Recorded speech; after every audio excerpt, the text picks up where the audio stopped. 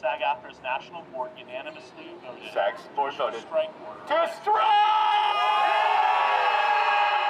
When you're looking at the impetus for the writer's strike and the actor's strike, it really all stems from the streaming economy and the way that the advent of streaming services really advanced and disrupted the entire Hollywood economy. And so you had writers and actors saying, hey, you know, the residual structure isn't the same.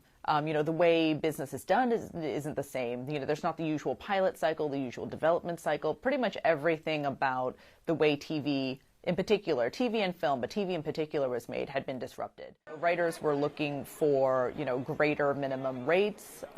You know, they were looking for residuals from big streaming hits, you know, have more control over room sizes because the writers' rooms themselves, they felt were shrinking, especially with the advent of these things called mini rooms where you only had, you know, 2 or 3 writers, you know, working on a show. And also just limited series, because you had so many smaller streaming orders. You had 10-episode orders instead of the usual 22 to 24 broadcast, you know, sitcom series. So, you know, the way everything worked was just really different.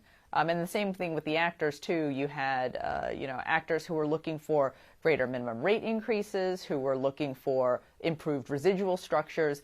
Essentially, what so many people told me on the picket lines was that the way of life that Hollywood had provided for them before within the old business model had changed, and it just wasn't sustainable for the working writer or working actor.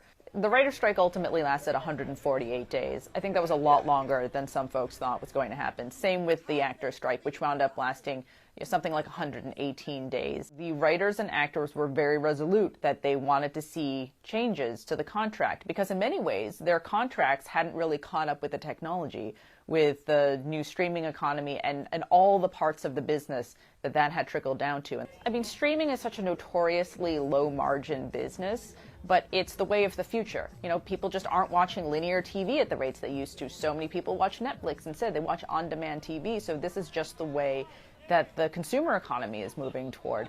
And it's the same thing with AI. There was an acknowledgement, you know, on the part of the guilds, essentially, that this isn't a technology that anybody can make go away. This is something that people are going to have to learn to coexist with. It's just how the business is going to have to learn to coexist with it that's going to be a point of contention in the future.